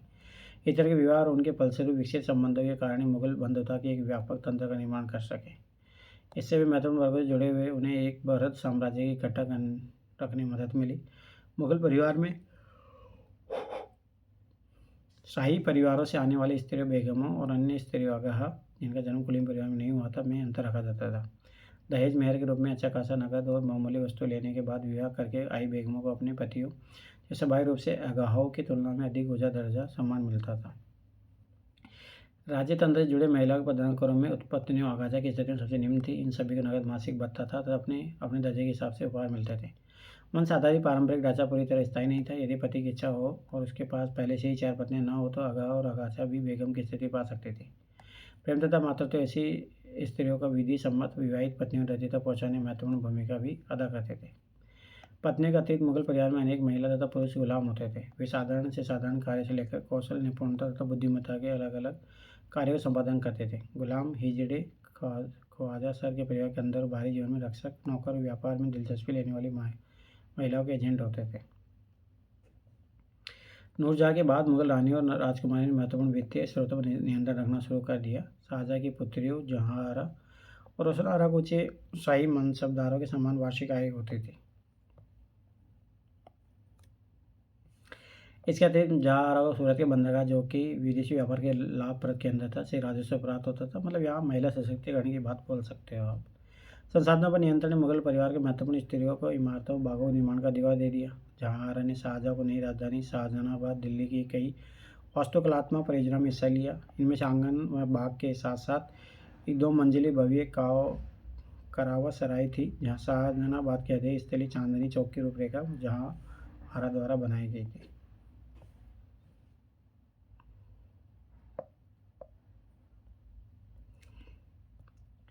गुलबदन बेगम द्वारा लिखी गई एक रोचक पुस्तक हुमायूंनामा से हमें मुगलों की घरेलू दुनिया की झलक मिलती है। गुलबदन बेगम बाबर की पुत्री, हुमायूं की बहन तथा अकबर की चाची थी। गुलबदन स्वयं तुर्की तथा फारसी में धारा प्रवाह लिख सकते थे। जब अकबर ने अबुल फजल को अपने शासन का इतिहास लिखने के लिए नियुक्त किया था, उसने अपनी चाची से बाबर और हुमायूं के समय के अपने पहले स्मरणों को लिपिबद्ध करने का आग्रह किया ताकि अबुल फजल उनका लाभ उठाकर उनकी कुटी का पूरा कर सके। कुलबदन ने जो लिखा वह मुगल बादशाहों की परिस्थिति नहीं थी, बल्कि उसने राजा और राजकुमार के बीच चलने वाले संघर्षों, तनाव के साथ ही इनमें से कुछ संघर्ष सुलझाने, परिवार की उम्रदराज स्त्रियों की महत्वपूर्ण भूमिका के बारे में विस्तार से लिखा। अब देखो यहाँ पे एक चीज़ ये पता लगती है कि जब स्त्रियाँ लिख रही है, देखो वो अपने तरीके से लिख रही है, पुरुष लिखवा रहे अपने तरीके से, बहुत फर्क पड़ता है। शाही नौकरशाही भर्ती प्रक्रिया तथा पद, मैं फिर बता देखो ना, यूपीएससी के लिए ये चीज़ इंपॉर्टेंट है, क्योंकि आप ब्यूरोक्रेसी में काम करें तो पहले क्या ब्यूरोक्रेसी काम करती थी वो इंपॉर्टेंट हो जाएगा। मुगल इतिहास विशेषकर अकबरनामा ने साम्राज्य की ऐसी कल्पना की जिसमें क्रिया और सत्ता लगभग पूरी तरह से एकमात्र बादशाह में निहित होती है, जबकि शेष राज्य की बादशाह के आदेशों का अनुपालन करते हुए प्रदर्शित किया गया। किंतु मुगल राज्य तंत्र के बारे में इन इतिहासों से प्राप्त समृद्ध जानकारी को हम ध्यान से देखें तो हम उन तरीकों को समझ सकते हैं जिसमें कई भिन्न भिन्न प्रकार की संस्थाओं पर आधारित शाही संगठन प्रभावशाली ढंग से कार्य में सक्षम हुआ। मुगल राज्य की महत्वपूर्ण स्तंभ इसके अधिकारियों का दल था, जिसे इतिहास का सामयिक रूप से अभिजात वर्ग भी कहते हैं। अभिजात वर्ग में बढ़ती विभिन्न जाति तथा धार्मिक समस्या होती थी। इससे सुनिश्चित हो जाता था कि कोई भी दल इतना बड़ा न हो वह राज्य की सत्ता चुनौती दे सके। मुगलों के अधिकारी वर्ग के गुलदस्ते के रूप में वर्णित किया जाता था, जो वफादारी से बादशाह के साथ जुड़े होते थे। साम्राज्य निर्माण के आरंभिक चरण से ही तुरानी और ईरानी अभिजात अकबर की शाही सेवा में उपस्थित थे। इनमें से कुछ हुमायूं के साथ भारत चले आए थे, कुछ अन्य बाद में मुगल दरबार में आए थे। 1560 से भारतीय मूल के दो शासकीय समूह राजपूतों एवं भारतीय मुसलमानों सिख यादव ने शाही सेवा में प्रवेश किया और इनमें नियुक्त होने वाला प्रथम व्यक्ति एक राजपूत मुखिया अम्बेर का चाचा बहरमल कछवाहा था, जिसकी पुत्री से अकबर का विवाह हुआ था। शिक्षा और लेखा शास्त्र के झुकाव वाले हिंदू जातियों के सदस्यों को भी प्रतिनिधित्व किया जाता था। इसके प्रसिद्ध उदाहरण अकबर के वित्तीय मंत्री टोडरमल का, जो खत्री जाति का था। मुगल अभिजात वर्ग चंद्रबाहन ब्राह्मण ने शाहजहां शासनकाल के दौरान लिखी अपनी पुस्तक चार भाग में मुगल अभिजात वर्ग के इस प्रकार वर्णन किए। विभिन्न जातियाँ अरब, ईरानी, तुर्की, ताजिक, कुर्द, ततार, रूसी, अबिसिनिया इत्यादि देशों के तुर्की, मिस्र, सीरिया, इराक, अरब, ईरान, खुरासान, तुरान के लोगों ने वस्तुतः सभी समाजों से विभिन्न समूह और श्रेणियों के लोगों को शाही दरबार में आश्रय प्राप्त हुआ। भारत से विभिन्न समूह ज्ञान और शिल्प में निपुण व्यक्तियों के साथ साथ योद्धाओं, उदाहरण के लिए बुखारी, बक्कारी, विशुद्ध वंशों के सैयद, अभिजात वंशों के शेखजादा, लोधी, रोहिल्ला, यूसुफजई जैसी अफगान जनजातियों, राणा, राजा व राय अर्थात राठौड़, सिसोदिया, कछावा, हाड़, गोंड, चौहान, पवार, भादुकरिया, सोलंकी, बुंदेला, शेखवत नाम से संबोधित किए जाने वाले राजपूत जातियों, घक्कर, खोकर, बल्ची और अन्य सभी भारतीय जनजातियाँ भी तलवार चलाती थी। 100 से 7,000 जात के मनसब घास के मैदानों व पर्वतीय भागों से भूस्वामी कर्नाटक, बंगाल, असम, उदयपुर, श्रीनगर, कुमाऊं, तिब्बत व किश्तवाड़ इत्यादि क्षेत्रों से भी सभी जनजातीय समूहों के शाही दरबार को चुनने में आने तथा रोजगार पाने का सौभाग्य प्राप्त हुआ था। तो इससे पता लगता है कि मतलब बहुत बड़ा विशाल साम्राज्य था, कितने लोग इनके अंदर काम करते थे। तजवीज़ एक अभिजात द्वारा बादशाह के सामने प्रस्तुत की जाने वाली एक ऐसी याचिका थी जिसमें किसी उम्मीदवार की मनसबदार के रूप में नियुक्ति करने की सिफारिश की जाती थी। दरबार में अभिजात अकबर के दरबार में ठहरा हुआ जेसुइस्ट पादरी फादर एंटोनियो मानसेरेट उल्लेख करता है, सत्ता के बेधड़क उपयोग से उच्च अभिजातों को रोकने के लिए राजा उन्हें दरबार में बुलाता है और उन्हें निरंकुश आदेश देता है जैसे वे कि उसके दास हो। इन आदेशों का पालन इन अभिजातों के उच्च ओहदे और हैसियत से मेल नहीं खाता था। जहांगीर के शासन में ईरानी को उच्च पद प्राप्त हुए। जहांगीर की राजनीतिक रूप से प्रभावशाली रानी नूरजहाँ 1645 रानी थी। औरंगजेब ने राजपूतों को उच्च पदों पर नियुक्त किया, फिर भी शासन में अधिकारियों के समूह में मराठे अच्छी खासी संख्या में थे। सभी सरकारी अधिकारी के दर्जे और पदों में दो तरह के संख्या विषयक ओहदे होते थे। जात शाही पदाधिकारियों में अधिकारी मनसबदार के पद और वेतन सूचक था और सवार यह सूचित करता था कि उसकी सेवा में कितने घुड़सवार रखना औपचारिक था। 7वीं शताब्दी में 1000 या उससे पर जात वाले मनसबदार अभिजात उमरा या जो कि अमीर का बहुवचन कहे गए। सैन्य अभियानों में अभिजात अपनी सेनाओं के साथ भाग जाते थे और तथा प्रांतों में वे साम्राज्य के अधिकारी के रूप में भी कार्य करते थे। प्रत्येक सैन्य कमांडर घुड़सवारों की भर्ती करता था, उन्हें हथियारों आदि से लैस करता था, उन्हें प्रशिक्षण देता था। घुड़सवारी फौज मुगल फौज का अप्रत्यार्य अंग था। घुड़सवार सिपाही शाही निशान से 500 भाग में दागे हुए उत्कृष्ट श्रेणी के घोड़े रखते थे। निम्नतम ओहदे के अधिकारियों को छोड़कर बादशाह स्वयं सभी अधिकारियों के ओहदे, पदवियों और अधिकारी नियुक्तियों के बदलाव को निरीक्षण करता था। मनसब प्रथा का शुरुआत करने वाले अकबर ने अपनी, अब ये सब यूपीएससी में फिर बता रहा हूँ जो प्रशासनिक चीज़ें इंपॉर्टेंट है। मनसा पदा शुरुआत, ये भी पूछा है पीटी में। मनसा पदा शुरुआत करने वाले अकबर ने अपने अभिजात वर्ग में कुछ लोगों को शिष्य मुरीद की तरह मानते हुए उनके साथ आध्यात्मिक रिश्ते भी कायम किए। अभिजात वर्ग के सदस्यों के लिए शाही सेवा भक्ति धन तथा उच्चतम प्रतिष्ठा प्राप्त करने के जरिए भी था। सेवा में आने का इच्छुक व्यक्ति एक अभिजात के जरिए याचिका देता था, जो बादशाह के सामने तजवीज़ प्रस्तुत करता था। अगर याचिकाकर्ता को सुयोग्य माना जाता था तो उसे मनसा प्रदान किया जाता था। मीर बख्शी उच्चतम वेतनदाता खुले दरबार में बादशाह के दाएं ओर खड़ा होता था तथा नियुक्ति और पदोन्नति के सभी उम्मीदवारों से प्रस्तुत करता था, जबकि उसका कार्यालय उसकी मोहर व हस्ताक्षर के साथ साथ बादशाह की मोहर व हस्ताक्षर वाला आदेश तैयार करता था। केंद्र में 2 अन्य महत्वपूर्ण मंत्री थे, दीवान आला वित्त मंत्री। अब ये चीज़ याद रखना, इस टाइप की यूपीएससी क्वेश्चन पूछता है। सदर सदर मदद महास तथा अनुदान का मंत्री, जो स्थानीय न्यायाधीशों अथवा काजी की नियुक्ति पर प्रभारी था। ये तीनों मंत्री कभी कभी इकट्ठे एक सलाहकार निकाय के रूप में काम करते थे, लेकिन एक दूसरे से स्वतंत्र होते थे। अकबर ने इन तथा अन्य सलाहकारों के साथ मिलकर साम्राज्य प्रशासनिक राजकीय मौद्रिक संस्थाओं को आकार प्रदान किया। दरबार में नियुक्त तैनात रकाब अभिजातों का एक ऐसा सुरक्षित दल था जिसे किसी भी प्रांतीय सैन्य अभियान में प्रतिनियुक्त किया जा सकता था। वे प्रतिदिन 2 बार सुबह शाम को सार्वजनिक सभा भवन में बादशाह के प्रति आत्मनिवेदन करने के लिए कर्तव्य से बंधे थे। दिन रात बादशाह और उसके घराने की सुरक्षा की जिम्मेदारी भी उठाते थे। कितना बचा है अभी? तेरी तो बहुत बड़ा है। कुछ चीज़ें काम की है। सूचना तथा साम्राज्य सटीक और विस्तृत आलेख तैयार करना मुगल प्रशासन के लिए मुख्य रूप से महत्वपूर्ण था। मीर बख्शी दरबारी लेखकों वाक़या नवीस के समूह का निरीक्षण करता था। लेखक दरबार में प्रस्तुत किए जाने वाले सभी अर्जियों, दस्तावेजों, सभी शासकीय आदेशों, फरमान का भी आलेख करता था। इसके अतिरिक्त अभिजातों और क्षेत्रीय शासकों के प्रतिनिधि वकील दरबार की बैठकों, पहर की तिथि और समय के साथ उस दरबार से समाचार, अखबारात ए दरबार ए मोहल्ला शीर्षक के अंतर्गत दरबारी सभी कार्यवाही को विवरण तैयार करते थे। अखबारात में हर तरह की सूचनाएं होती थी, जैसे दरबार में उपस्थित पदों पदवियों का ज्ञान, राजनीतिक शिष्टमंडल का ग्रहण किए गए उपहार तथा किसी अधिकारी के स्वास्थ्य के विषय में बादशाह द्वारा की गई पूछताछ, राजा और अभिजातों की सार्वजनिक और व्यक्तिगत जीवन का इतिहास लिखने के लिए सूचनाएं बहुत उपयोगी होती थी। समाचार वृत्तांत और महत्वपूर्ण शासकीय दस्तावेज शाही डाक के जरिए मुगल शासन के अधीन क्षेत्रों में एक छोर से दूसरे छोर तक जाते थे। बांस के डिब्बों में लपेट कर रखे कागजों को लेकर हरकादों, कसीद अथवा पथमार के दल दिन रात दौड़ते रहते थे। काफ़ी दूर स्थित प्रांतीय राजधानियों से भी वृत्तांत बादशाह कुछ ही दिनों में मिल जाया करते थे। राजधानी से बाहर तैनात अभिजातों के प्रतिनिधि अथवा राजपूत, राजकुमार अथवा अधीनस्थ शासक बड़े मनयोग से इन उद्घोषणाओं की नकल तैयार करते थे। वे संदेशवाहकों के जरिए अपनी टिप्पणियां अपने स्वामियों के पास भेज देते थे। सार्वजनिक समाचार के लिए पूरा साम्राज्य आश्चर्यजनक रूप से तीव्र सूचना तंत्र से जुड़ा हुआ था। केंद्र से परे प्रांतीय प्रशासन, केंद्र में स्थापित कार्य के विभाजन को प्रांतीय सूबों में दोहराया गया था। यहाँ भी केंद्रीय सामान्य मंत्रियों के अनुरूप अधीनस्थ, दीवान, बख्शी और सदर होते थे। प्रांतीय शासन का प्रमुख गवर्नर सूबेदार होता था, जो सीधा बादशाह को प्रतिवेदन प्रस्तुत करता था।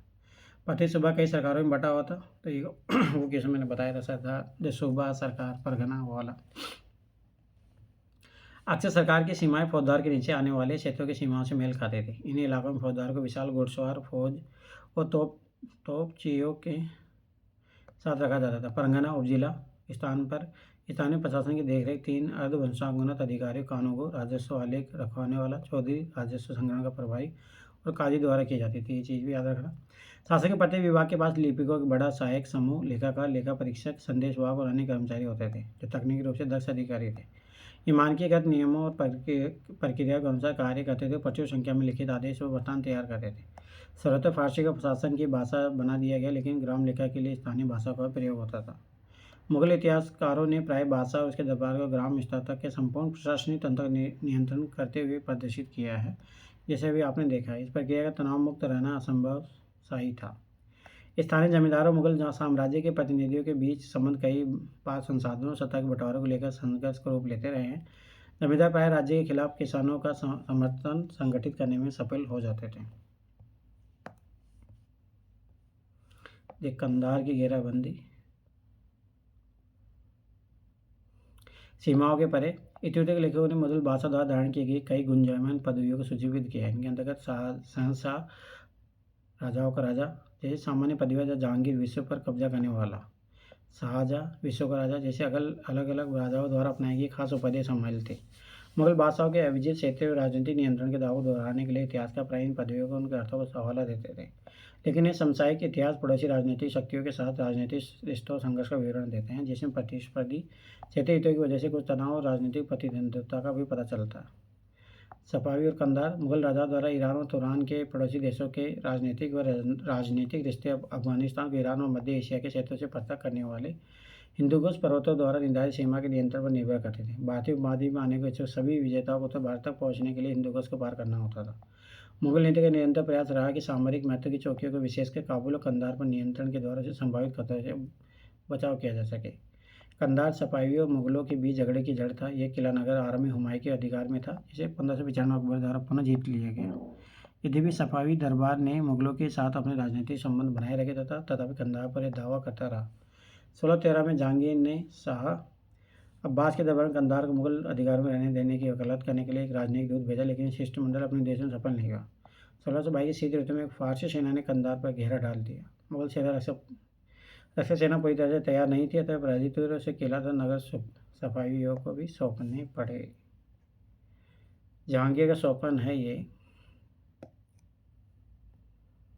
इस लघु चित्र का अभिलेख से पता चलता है कि जहांगीर ने हाल ही में देखे गए सौंपन को अबुल हसन से चित्र में उतारने के लिए कहा। अबुल हसन ने इस दृश्य में दो शासकों जहांगीर व सफावी शाह अब्बास को मित्रवत गले लगाते प्रदर्शित करते हुए चित्र बनाए। दोनों ही राजाओं के चित्रण उनके पारंपरिक पोशाकों में किया गया। शाह की आकृति 1613 में मुगल राजदूत वर्ग के साथ ईरान गए बिशनदार द्वारा बनाए गए चित्र पर आधारित है। इससे इस दृश्य का जो कि काल्पनिक है, क्योंकि दोनों शासक कभी आपस में नहीं मिले, एक तरीके की प्रामाणिकता मिली है। ऑटोमन साम्राज्य तीर्थ यात्रा व्यापार। ऑटोमन साम्राज्य के साथ मुगलों ने अपने संबंध इस हिसाब से बनाए कि वे अपने ऑटोमन नियंत्रण वाले क्षेत्र में व्यापारी तीर्थयात्रियों के स्वतंत्र आवागमन को बरकरार रखवा सके। यह हिजाज अर्थात ऑटोमन अरब के उस हिस्से के लिए विशेष रूप से सत्य था जहाँ मक्का और मदीना के महत्वपूर्ण तीर्थस्थल स्थित थे। इस क्षेत्र के साथ अपने संबंधों में मुगल बादशाह आमतौर पर धर्म और वाणिज्य के मुद्दों को मिलाने की कोशिश करता था। वह लाल सागर के बंदरगाह अंदन और मोखा को बहुमूल्य वस्तुओं की निर्यात को प्रोत्साहन देता था। उनकी बिक्री से अर्जित आय को उस इलाके के धर्म स्थलों फकीरों में दान में बांट देता था। हालांकि औरंगजेब को जब अरब भेजे जाने वाले धन के दुरुपयोग का पता चला तो उसने भारत में उसके वितरण का समर्थन किया, क्योंकि उसका मानना था कि यह वैसा ही है ईश्वर का घर जैसा कि मक्का है।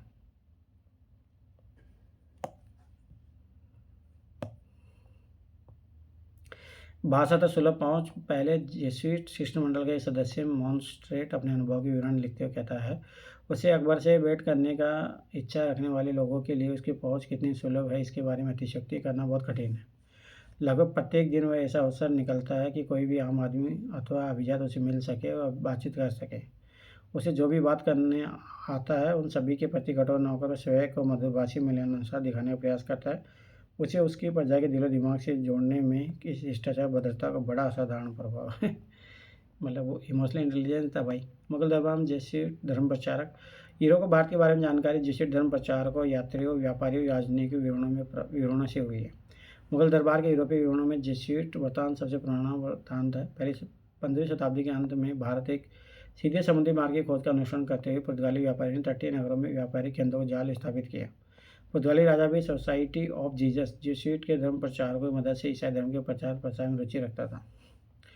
16वीं शताब्दी के दौरान भारत आने वाले जेsuit शिष्टमंडल व्यापार और साम्राज्य निर्माण की इस प्रक्रिया का हिस्सा थे। अकबर ईसाई धर्म के विषय में जानने की बहुत उत्सुक था। उसने जेsuit पादरी को आमंत्रित करने के लिए दूतमंडल गोवा भेजा। पहले जेsuit शिष्टमंडल फतेहपुर सीकरी के मुगल दरबार में 1580 में पहुंचा। उसने वहाँ लगभग 2 वर्ष रहा। इन जेsuit लोगों ने ईसाई धर्म के विषय में अकबर से बात की। उसके सद्गुणों के विषय में उलमा से उनका वाद विवाद हुआ। लाहौर के मुगल दरबार में 2 और शिष्टमंडल 1591-95 में भेजे गए। जेsuit विवरण व्यक्तिगत परीक्षण पर आधारित है और वे बादशाह के चरित्र और सोच पर गहरा प्रकाश डालता है। सार्वजनिक सभाओं में जेsuit लोगों को अकबर के शासन के काफ़ी नज़दीक स्थान दिया जाता था। वे उसके साथ अभियानों में जाते उसके बच्चों को शिक्षा देते तथा उसके फुर्सत के समय अक्सर उसके साथ होते थे। जेsuit विवरण मुगल काल के राज्य अधिकारियों और सामान्य जनजीवन के बारे में फारसी इतिहासों में दी गई सूचना की पुष्टि भी करते हैं। याद रखना यहीं से दरबार में धार्मिक वाद विवाद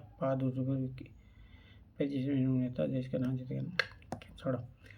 हरम में होम। यहाँ अब्दुल कादिर बदवाइनी के मुंतखाब उत तवारिक से एक अंश दिया गया। एक धर्म विज्ञानी और दरबारी बदवाइनी अपनी नियोक्ता की नीतियों का आलोचक था और अपनी पुस्तक की विषय वस्तु को सार्वजनिक नहीं करना चाहता था। व्यवस्था का आरंभ से ही महामहिम अपनी पत्नियों तथा इंद्र की राजाओं की पुत्रियों के सम्मान में आरंभ में होम का आयोजन कर रहे थे। ऐसी धर्म क्रिया जो अग्नि पूजा आदि प्रति उत्पन्न हुई थी, परंतु वह अपने 25वें शासन 1578 के नए वर्ष पर उसने सार्वजनिक रूप से सूर्य और अग्नि को दंडवत प्रणाम किए। शाम को चिराग और मोमबत्ती जलाई और जाने पर सारे दरबार को आधार को उठना पड़ा। औपचारिक धर्म पर प्रश्न उठा। जेsuit शिक्षक मंडल के सदस्यों के प्रति अकबर ने जो उच्च आदर प्रदर्शित किया उससे वे बहुत प्रभावित हुए। ईसाई धर्म सिद्धांतों में बादशाह की स्पष्ट दिलचस्पी की व्याख्या उन्होंने अपने मत में बादशाह के धर्म परिवर्तन के संकेत के रूप में की। इसे पश्चिमी यूरोप में हावी धार्मिक असहिष्णुता के माहौल के प्रकाश में समझा जा सकता है। मोंसेरेट ने टिप्पणी की, राजा ने इस बात को बहुत कम परवाह की कि सभी को उसके धर्म की अनुपालन की अनुमति देकर उसके वास्तव में सबका तिरस्कार किया। धार्मिक ज्ञान के लिए अकबर की तलाश ने फतेहपुर सीकर के इबादत खाने में विद्वान मुसलमानों, हिंदुओं और जैनी, पारसियों और ईसाइयों के बीच अंतर्धर्मी वाद विवादों को जन्म दिया। यार कोई पिछले भी क्वेश्चन पूछा, अकबर के धार्मिक विचार विभिन्न धर्मों संप्रदाय के विद्वानों से प्रश्न पूछने, उनके धर्म सिद्धांतों के बारे में जानकारी इकट्ठा करने से परिपक्व हुए। धीरे धीरे वह धर्मों को समझने के रूढ़िवादी तरीके से दूर, प्रकाश और सूर्य पर केंद्रित देवी उपासना के स्वकल्पित विभिन्न दर्शन ग्राही रूपी की ओर बढ़ा। हमने देखा कि अकबर और अबुल फजल ने प्रकाश के दर्शन का सृजन किया और राजा की छवि तथा राज्य की विचारधारा का आकार देने में इसका प्रयोग किया। इसमें देवी रूप से प्रेरित व्यक्ति का अपने लोगों सर्वोच्च प्रभुत्व तथा अपने शत्रुओं पर पूर्ण नियंत्रण होता है। ईरान के पराजी कलाकार मिलता है मकर में टाइल, नीले टाइल है। ये विचार दरबारी इतिहासकारों पर परिप्रेक्ष्य संगीत रखते थे। ये इतिहासकार हमें इन प्रक्रिया को बहुत कराते हैं जिनके द्वारा मुगल शासक बड़े प्रभावशाली तरीके जैसे वी जाति जनता की एक शाही संरचना के अंतर्गत सम्मिलित कर सके। भौगोलिक विस्तार और राजनीतिक नियंत्रण के व्यापार उसे ह्रास के बाद लगभग 1.5 शताब्दी तक इस राजवंश का नाम भारतीय उपमहाद्वीप में वैध रहा। काल लगभग 1530 में क्या बाबर के स्मरण की पांडुलिपि के तैमूरियों के पारिवारिक संग्रह का हिस्सा बनना। तुर्की भाषा में लिखे गए स्मरण किसी एक तरफ तूफान से बचा लिए गए। 1587 गुलबदन बेगम द्वारा हुमायूंनामा के लेखन की शुरुआत। 1589 बाबर के स्मरणों को बाबरनामा के रूप में फारसी में अनुवाद। 1916 में अबुल फजल द्वारा अकबरनामा का कार्य करना। 1622 से जहांगीर द्वारा जहांगीरनामा पहला संस्करण कराना। 39 में लाहौरी द्वारा बादशाहनामा के 2 दफ्तरों का लेखन। 1650 मोहम्मद वारी द्वारा शाहजहां शासन के 3 दशक के तिब्बती लेखन की शुरुआत। मोहम्मद काजिम द्वारा औरंगजेब के शासन के 10 वर्षों के इतिहास का अलिम घेरा नामक से संकलन करना। तो ये अपना मीडियल हिस्ट्री कंप्लीट हुआ। अब अपन आर्ट एंड कल्चर शुरू करेंगे। तो मैं फिर बारह बता रहा हूँ, देखो एंशिएंट पढ़ा, मिडिवल पढ़ा, मॉडर्न पढ़ा। मैं फिर बारह बता रहा हूँ, ये एनसीईआरटी जो पढ़ रहे थे ऐसे क्वेश्चन आते हैं, पर हाँ 12th क्लास ज़्यादा इंपॉर्टेंट नहीं। कुछ कुछ चीज़ें ब्रैकेट में दिया है, इमेजेस दिया है, कुछ कुछ चीज़ें जहाँ से डायरेक्ट यूपीएससी क्वेश्चन पूछता है। 6, 7, 8 इज़ वेरी वेरी इंपॉर्टेंट। 9 पूरा वर्ल्ड हिस्ट्री है।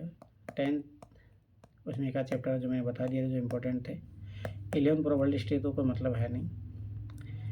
दूसरी बात मैं फिर बता रहा हूँ, आपको एंशिएंट के लिए रामचंद्र शर्मा पढ़नी ही पड़ेगी, आप आराम से फिर क्वेश्चन कर पाओगे। मिडिवल के लिए सतीश चंद्र पढ़नी पड़ेगी और मॉडर्न के लिए विपिन चंद्र पढ़नी पड़ेगी। स्पेक्ट्रम पढ़ने की कोई ज़रूरत नहीं है। ये पढ़ लो साथ में, फिर आप लोगों को जो है स्वाभाविक सी बात है जो अभी न्यू एजुकेशन पॉलिसी के तहत जो एनसीईआरटी आई है वो जरूर पढ़ लेना, वहाँ से बहुत सारे क्वेश्चन बनेंगे, मैं पहले बता रहा हूँ। पर हाँ, आप ओनली एनसीईआरटी पढ़ते हो, कोई ज़रूरत नहीं है एक्स्ट्रा किसी बुक पढ़ने की।